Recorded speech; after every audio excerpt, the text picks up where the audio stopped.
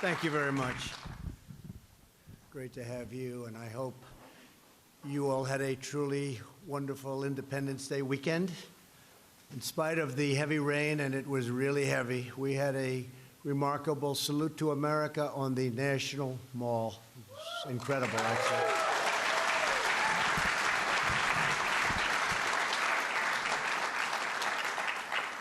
Standing on the steps of the great Lincoln Memorial and looking out on the crowds, these incredible, big, beautiful crowds, braving the weather all the way back to the Washington Monument, we celebrated freedom in all of its magnificence while saluting our great military. It was something really special.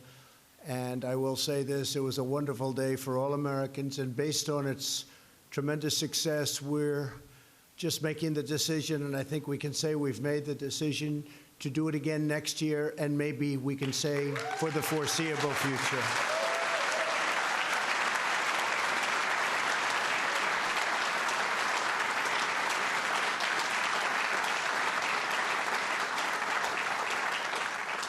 As we celebrate our nation's founding, we're reminded once more of our profound obligation to protect America's extraordinary blessings for the next generation and many generations, frankly, to come. Among the heritage we must preserve is our country's incredible natural splendor. That is the shared obligation that brings us together today. We have some incredibly talented people that know environment and what we're doing probably better than any people on earth. From day one, my administration has made it a top priority to ensure that America is among the very cleanest air and cleanest water on the planet. We want the cleanest air. We want crystal clean water, and that's what we're doing, and that's what we're working on so hard. For this afternoon's event, we're pleased to be joined by Secretary Steve Minuchin. Steve, thank you very much. David Bernhardt. David, thank you. Secretary Wilbur Ross. Thank you, Wilbur. Secretary Alex Azar. Alex, great job. Drug prices are coming down. I see it. Proud of you. Secretary Elaine Chao. Elaine, thank you. Administrator Andrew Wheeler. Andrew, thank you.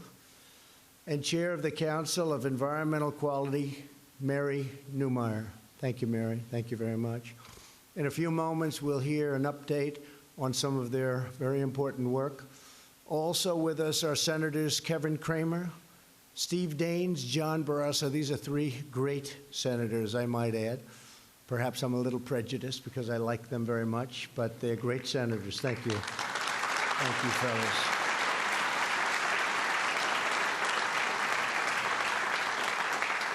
And Congressman Bruce Westerman, and thank you, Bruce, for being here. Appreciate it very much. Thank you all for being here. As the cabinet secretaries will tell you, from the very beginning, I've given them clear direction to focus on addressing environmental challenges so we can provide the highest quality of life to all Americans.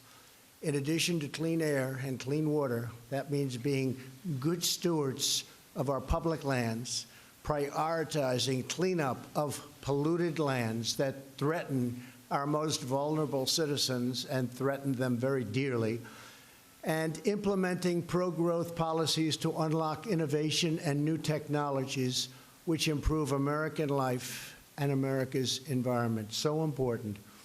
These are incredible goals that everyone in this country should be able to rally behind, and they have rallied behind, and they've rallied behind in a very Republican and Democrat way. I really think that's something that is bipartisan. For years, politicians told Americans that a strong economy and a vibrant energy sector were incompatible with a healthy environment. In other words, one thing doesn't go with the other, and that's wrong, because we're proving the exact opposite. A strong economy is vital to maintaining a healthy environment. When we innovate, produce, and grow, we're able to unleash technologies and processes that make the environment better while reshoring, and so importantly, you look at reshoring production all the way, taking it away from foreign polluters and back to American soil. The previous administration waged a relentless war on American energy. We can't do that. They sought to punish our workers, our producers, and manufacturers with ineffective global agreements that allowed the world's worst polluting countries to continue their practices. Good morning. These radical plans would not make the world cleaner. They would just make and put Americans out of work, and they put them out of work rapidly. They moved production to foreign countries with lower standards. Our companies were forced to do that, and they didn't want to do that, and they drive up the price of gas and electricity at home and drive it to levels that are literally unaffordable. And by the way, that's happening to many other countries, but it's not happening here. Other countries, their pricing on electricity is so high, not even to be affordable. At our level, we are doing numbers that nobody's seen before. Nobody believes what we're doing and what we're producing electricity and other things for. Punishing Americans is never the right way to produce a better environment or a better economy. We've rejected this failed approach, and we're seeing incredible results. Since the election, we have created more than 6 million new jobs. Nobody would have believed that. I don't think anybody, Kevin, nobody.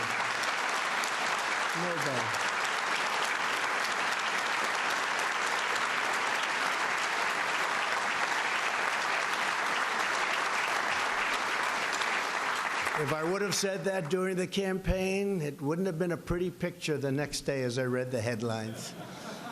6 million new jobs. Unemployment has reached the lowest rate in a half a century. And we have more people working today than have ever worked in the history of our country. We're getting very close to 160 million people, which is unthinkable. If you go back 3 years and you said 160 million people, they would say unthinkable. We're unlocking American energy, and the United States is now a net exporter of clean, affordable American natural gas. We're exporting all over the world.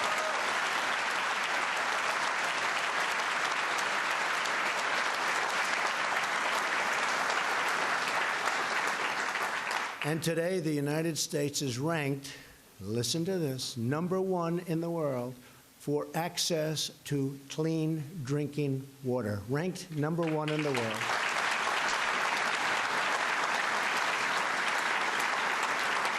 One of the main messages of air pollution, particulate matter, is 6 times lower here than the global average. So we hear so much about some countries and what everyone is doing. We're 6 times lower than the average. That's a tremendous number. Since 2000, our nation's energy-related carbon emissions have declined more than any other country on Earth. Think of that. Emissions are projected to drop in 2019 and 2020. We're doing a very tough job, and not everybody knows it, and that's one of the reasons we're here today to speak to you. Every single one of the signatories to the Paris Climate Accord lags behind America in overall emissions reductions. Who would think that is possible? For this reason, in my first year in office, I withdrew the United States from the unfair, ineffective, and very, very expensive Paris Climate Accord.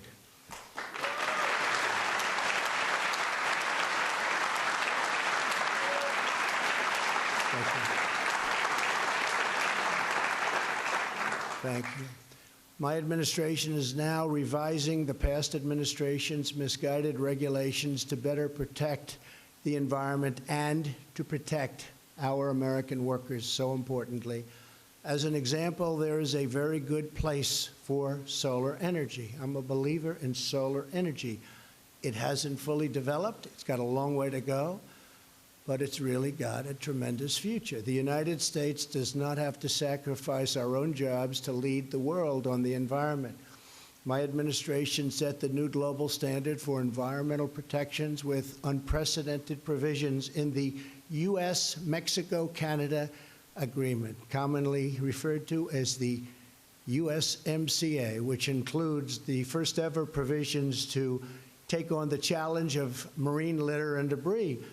And I'm sure you've all seen by watching television, by maybe reading about it, tremendous problem. Thousands and thousands of tons of this debris float onto our shores after it's dumped into the oceans by other countries. The tides come to us. Usually that was a good thing, but this isn't so good. This is a tremendous problem. Thousands and thousands of tons of garbage comes to us. Well, we're focused on practical solutions. More than 100 Democrats in Congress now support the so-called Green New Deal. Their plan is estimated to cost our economy nearly $100 trillion, a number unthinkable, a number not affordable even in the best of times. If you go 150 years from now and we've had great success, that's not a number that's even thought to be affordable. Kill millions of jobs, it'll crush the dreams of the poorest Americans, and disproportionately harm minority communities. I will not stand for it. We will defend the environment, but we will also defend American sovereignty, American prosperity, and we will defend American jobs.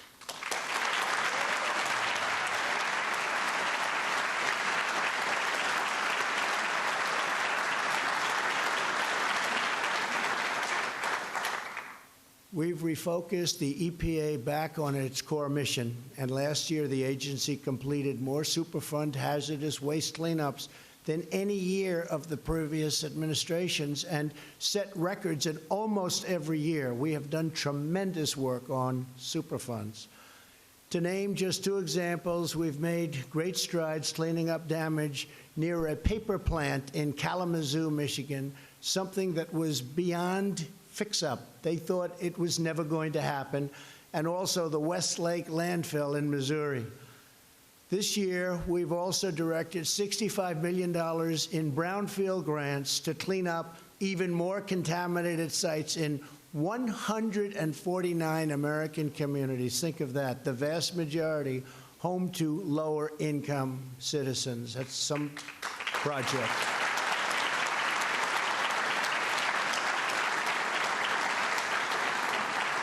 That is some project, and for the first time in nearly 30 years, we're in the process of strengthening national drinking water standards to protect vulnerable children from lead and copper exposure, something that has not been done, and we're doing it. And last month, our EPA took the first major action, nearly 2 decades, to reduce exposure to lead-contaminated dust.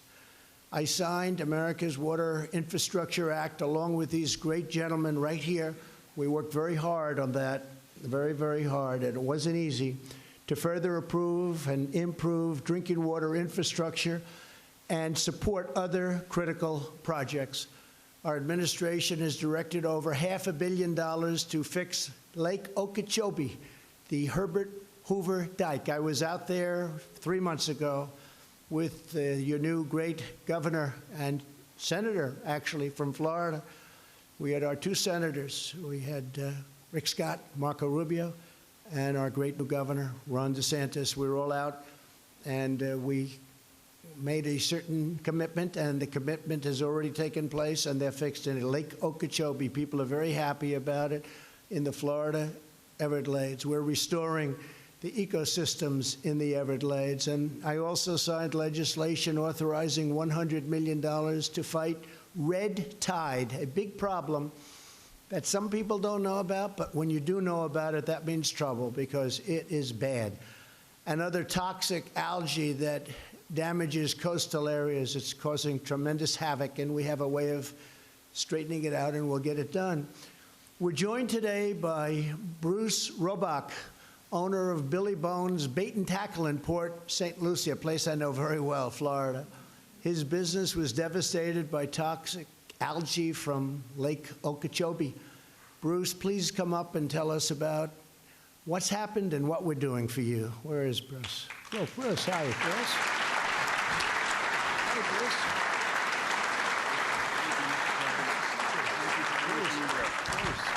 appreciate it, sir. Thank you very much.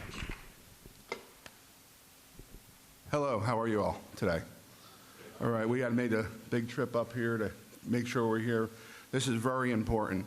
This is my family's business, okay? I've owned the bait and tackle store since 2001 and been in Florida since 2006.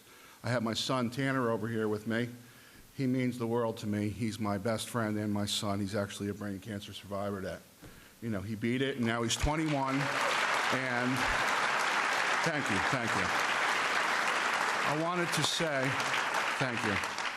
I wanted to say that, Mr. President, you're not only doing a tremendous job all the way around, but you jumping into this environment brings my heart to warmth, knowing that what you're doing is the truth. It's going wonderfully. My business in 2018 was so horrible. I own 2 stores. We closed several days a week because of, you know, the algae and people being frightened if they were afraid to touch the water and everything. I have a marine mechanic, I just wanted to say really quickly, has a bad infection in his arm from the marine algae and stuff. But basically, your completion of this Herbert Hoover dike is going to make a tremendous difference because we can store more water in Lake Okeechobee, safely store it there so the residents that are around there are safe. We care and we're concerned about them, us on the coast, believe me, and that the water does not go into the Caloosahatchee, into the St. Lucie estuary. It's full of contaminants and fertilizers. And Mr. President, you mentioned about the red tide. It is a natural occurrence. This fertilizer and all these contaminants is like a superpower. And we have seen devastation on the West Coast like none other before in 2018. So, I mean, I'm just so grateful for all the work you're doing, sir, and everything, and the Everglades restoration. And also, I heard great news that the dike is going to be finished much sooner, 2022 than expected. So, I personally want to thank you because this year they're not dumping, our businesses are doing better. My wife don't yell at me as much. Well, that always happens. So, yeah, she says to me, you're going to be by the president talking, and I says, oh, I don't need no list or whatever. I got a big mouth. I talk. I don't care. I'm proud. I'm proud of who I am and what I am. I'm a licensed charter boat captain, and I've done it since I'm 25 years old. And I just want to say thank you for the opportunity to speak. Thank you for everything you're doing, sir. I speak for so many people. You bring my heart to warmth for everything you're doing and all the way around. And sir, my nephew, thank you all. My nephew, Kenny Roback, is like my son. He is in South Korea right now in the Army, and he's doing things, and he is so proud of you, and those boys, they all just, I've never seen people that are so proud of our president, and I'm amazed. I mean, we stayed up to watch you that day when you got elected. We're like, he's got it, he's got it. So I'm sorry, I'm telling the truth. Listen, my dad taught me,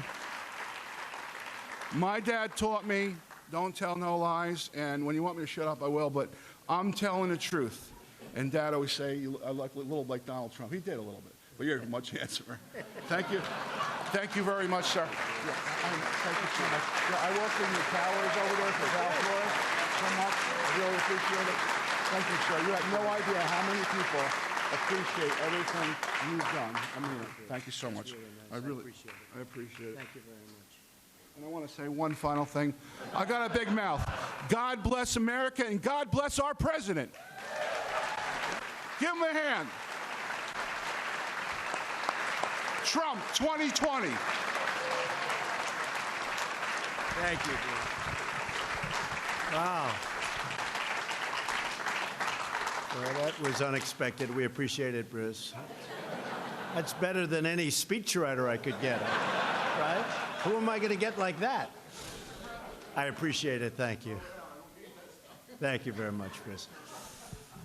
Earlier this year, I also signed the Save Our Seas Act to protect our oceans from waste and pollution. To improve water access worldwide, we're supporting development of breakthrough technologies with the Department of Energy's Water Security Grand Challenge. My administration is strongly promoting bipartisan solutions for conservation, and we're really getting along very well with the Democrats on that one. We're getting things done. This year, I signed the largest public lands package in a decade, designating 1.3 million acres, that's a lot of land, of new wilderness and expanding recreational access. In December, I signed a historic executive order promoting much more active forest management to prevent catastrophic wildfires like those that recently devastated California and Oregon.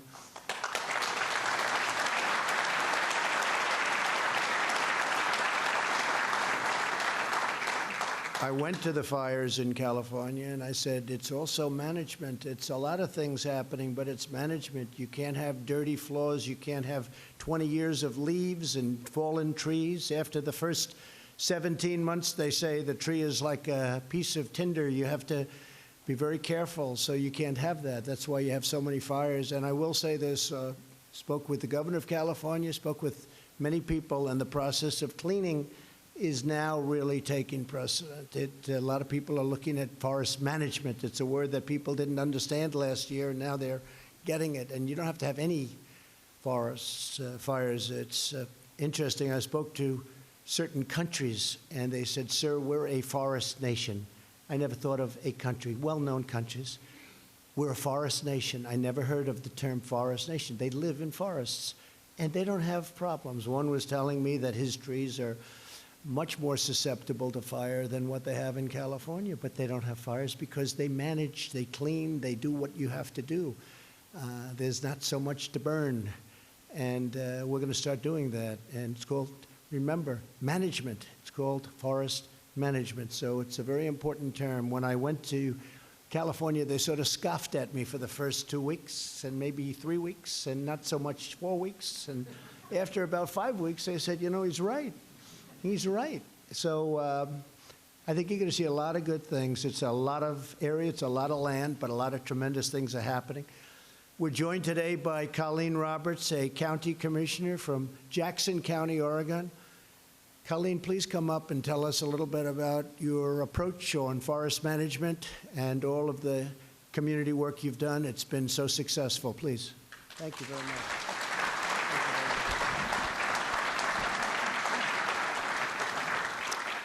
So I want to thank our President Trump and your administration, sir, for this opportunity. It's a great opportunity to be here today and speak on this very important issue. And in support of your executive order to reduce the hazardous fuel loads in our federal forests. Jackson County, the county I am from, Southern Oregon, comprises about 50% of federal lands to be managed by our federal agencies. And previous administrations have allowed these lands to be mismanaged and thus are burdened with the heavy fuel loads. Wildland fire policies also allowing management objectives to be attained through prescribed burning during our fire season is flawed. Our board has studied and successfully shared information with neighboring counties and NACO, the National Association of Counties, in an effort to achieve wildland fire policy changes.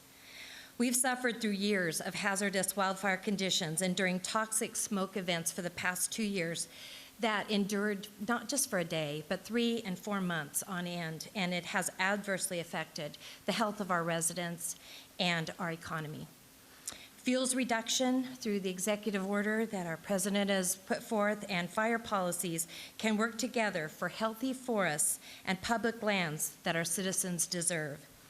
In all of this and more, you, President Trump, have become a friend and the biggest ally to the counties in this great country. And I'm here to say thank you and support you. Thank you so much.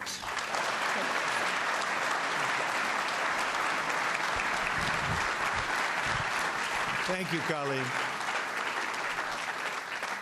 And I also spoke with the governor of California about helping out with the earthquakes, and we'll be doing that. We're working very closely in California with the various representatives, and we're making a lot of progress. That was something, that was a long time, a lot of shock, a lot of shake, and we are helping out, and so we're working with government.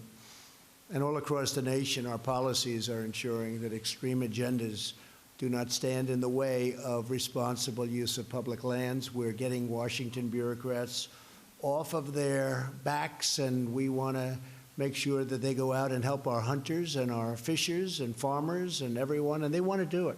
They're going to do it, and they want to do it. Everybody that endures and really loves the great outdoors, in the proud tradition of conservation that the Republican Party inherits from Teddy Roosevelt, we will preserve this land for our magnificent people. That's what we're doing. We're preserving our land. We're making our land better and cleaner and safer. Now I'd like to invite Administrator Andrew Wheeler up. He's at the EPA. He's doing a fantastic job, and he's keeping America clean, and we appreciate it very much. Andrew, please come up.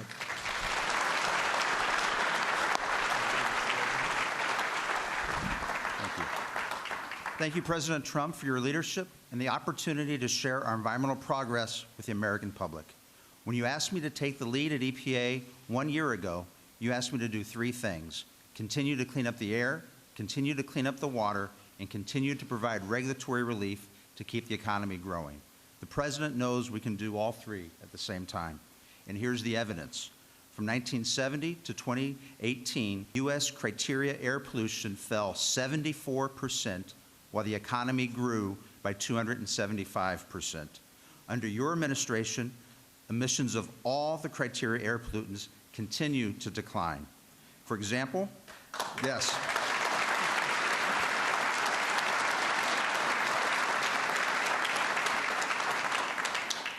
For example, the lead and sulfur dioxide have dropped by double-digit percentages over the last 2 years. Today, we have the cleanest air on record, and we are a global leader for access to clean drinking water. We are making tremendous environmental progress under President Trump, and the public needs to know that.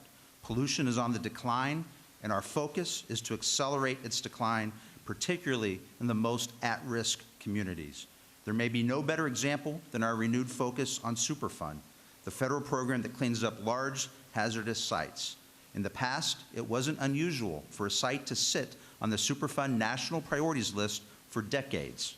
We believe that a site on the National Priorities List should be just that, a national priority. Our actions demonstrate that. In fiscal year 2018, we deleted the most sites from the National Priorities List in 1 year since 2005. This year, we are on track to delete even more, breaking that record. We're also reinvigorating our Brownfields program, which transforms contaminated sites into community assets.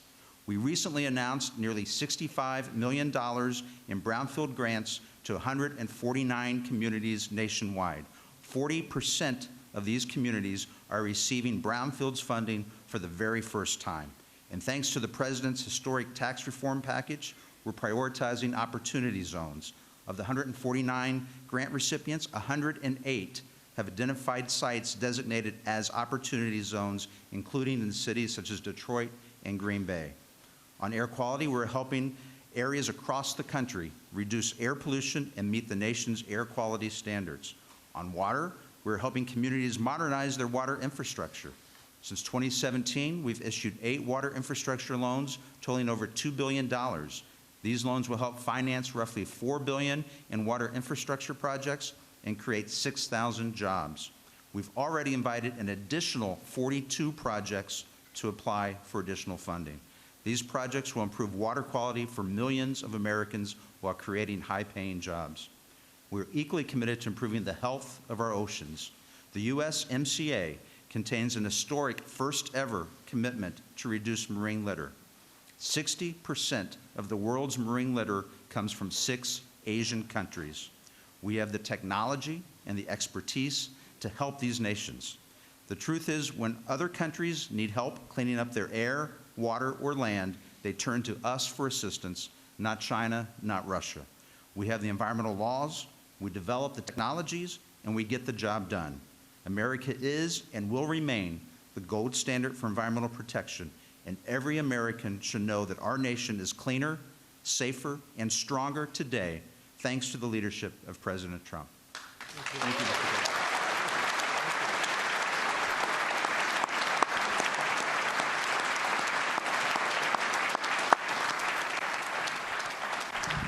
Thank you, Andrew. Fantastic job.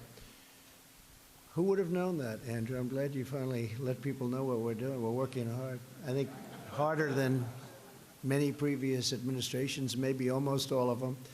I'd like to invite Mary Newmeyer to the podium, and Mary has some terrific things to say, and I appreciate you being here, Mary. Thank you very much. Please.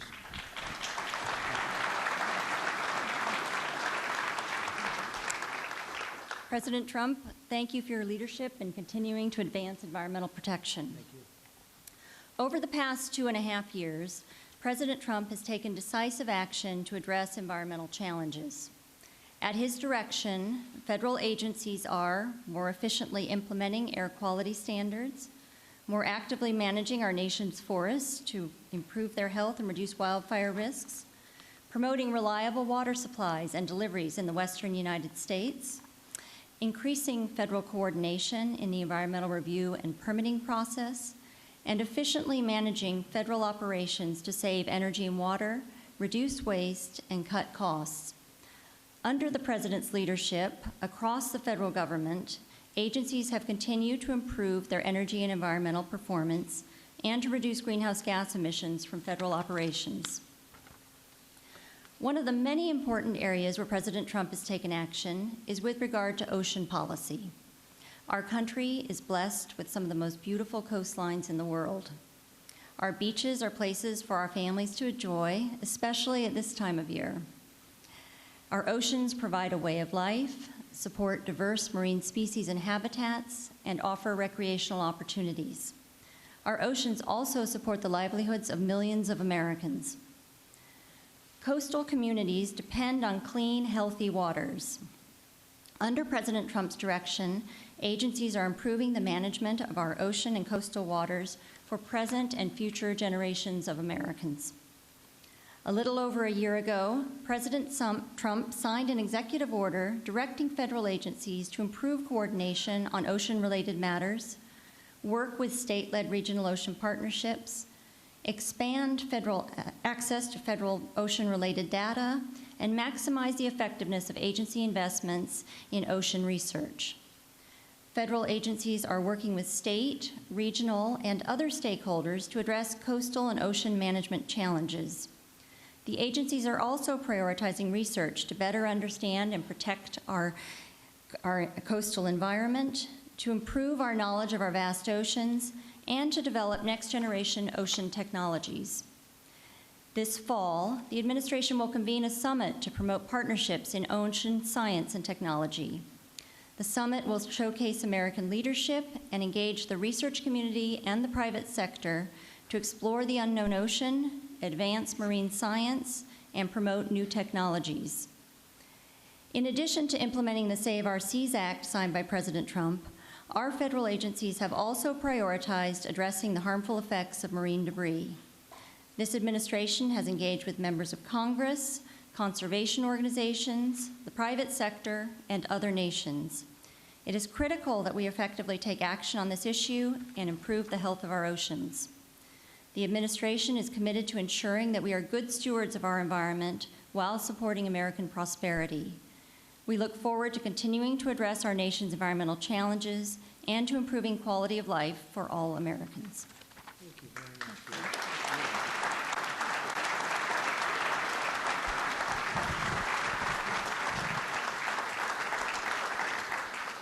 What a great job you're doing. Thank you very much. Appreciate it. So a man who was very responsible for our tremendous success, salute to America, Department of Interiors. They kept you very busy, right, David? Yes, sir. David Bernhardt, come on up. Thank you. Thank you.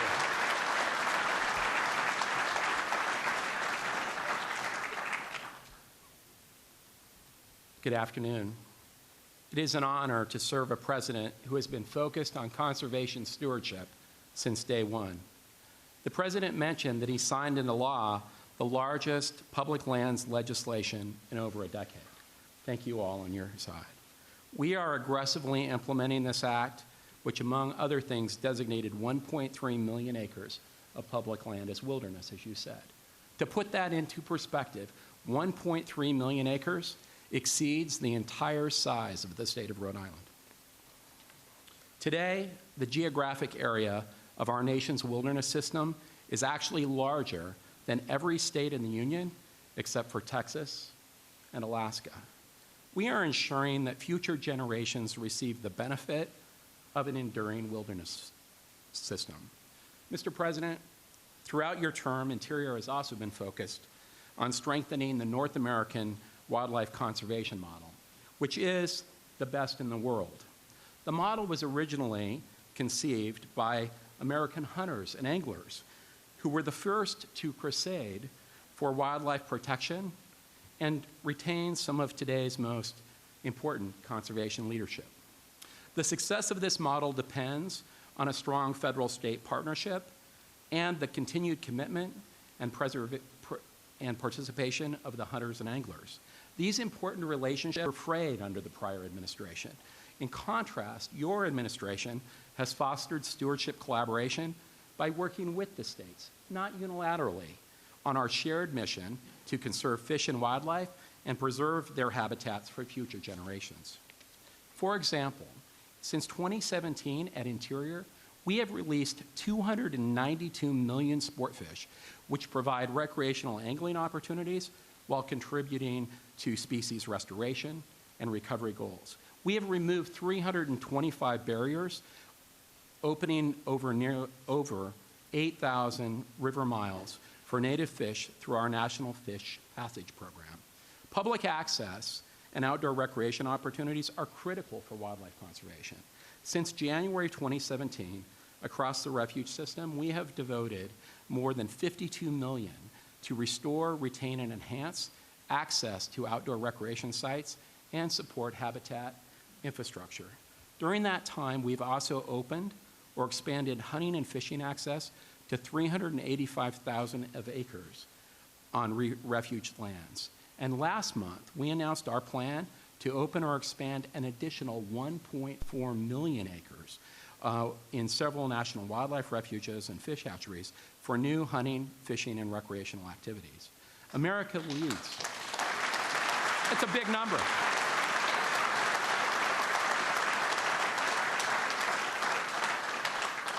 The reality is that America leads the world in wilderness and wildlife conservation efforts. And under President Trump's common sense leadership, every day at Interior, we are increasing access to our public lands, increasing recreational opportunities on those public lands, and enhancing our conservation efforts. So thank you. Thank you.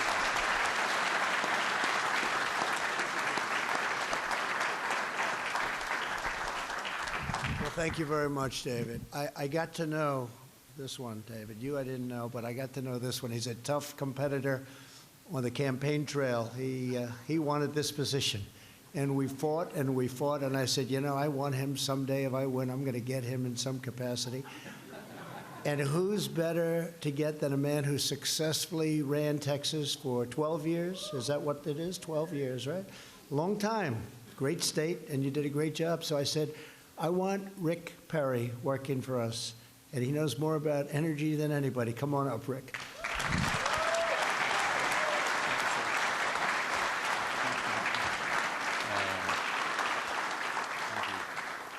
Mr. President, I want to tell you that last Thursday was a big day for me. In the morning, I got to welcome my first grandson into the world. And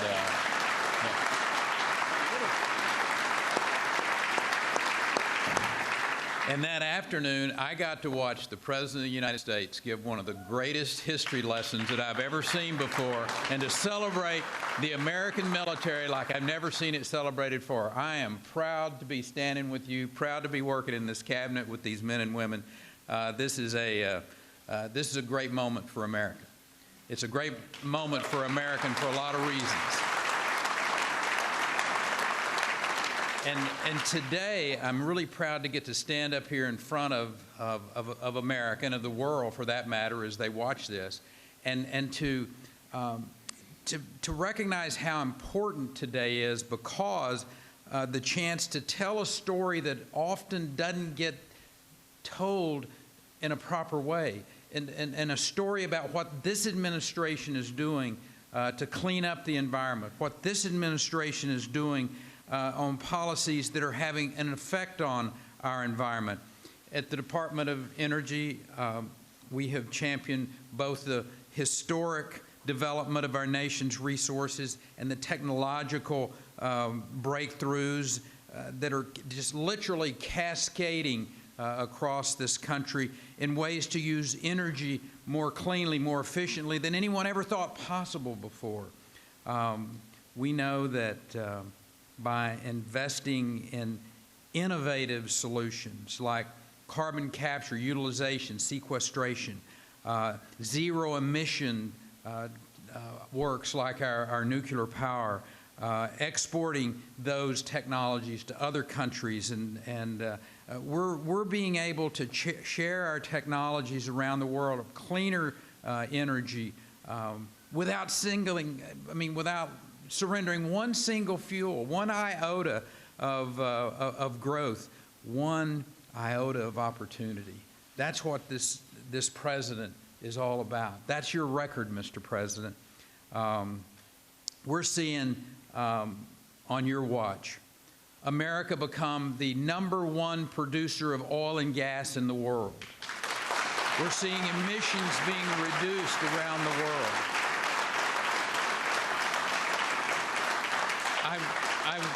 I was with some of our friends from the European Union and reminding them about what you're being able to do in this country with the innovation. We're being able to deliver liquefied natural gas to them so they can move away from these dirtier burning old inefficient plants and bring a cleaner environment to those countries. You know, it's our national labs at the Department of Energy. Elaine, we've talked about this, and you've seen this through your years, where this technological revolution that is occurring, and we're not only increasing our energy supply, but we're making it cleaner. We're doing it in a way that the world is enjoying with us. So, and at your direction, Mr. President, DOE launched, as you mentioned earlier, the Water Security Grand Challenge. Using the power of competition, the Water Security Grand Challenge will spur innovation and advances in transformational technology that are going to meet the global need for safe, affordable, beautiful, crystal clear water.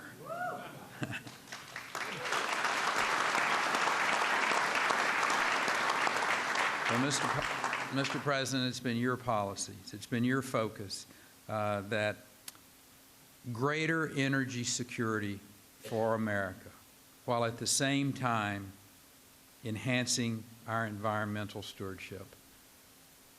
I think the world needs to look at your leadership. Look at what you've done. You know, for too long there's been this conventional wisdom that you got to choose between economic growth and environmental protection. That's a false choice. And it's one that you've talked about, Mr. President. It's always been this country. And this country that leads, just like you reminded people last Thursday, the greatness of America, the innovation of America, and the future of this world will rely greatly upon America and this administration. Thank you, Mr. President, for the opportunity. Yes, sir.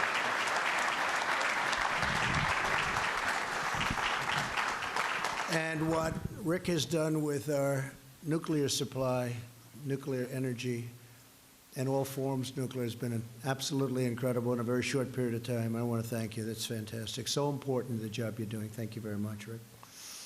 When I ran for president, I pledged a strong, growing economy and a healthy environment because I believe that we can pursue both at the same time. We have only one America. We have only one planet. That's why every day of my presidency, we will fight for a cleaner environment and a better quality of life for every one of our great citizens. Above all, we will remain loyal to the American people and be faithful stewards of God's glorious creation from sea to shining sea. Thank you all very much for being here. God bless you, and God bless America. Thank you. Thank you.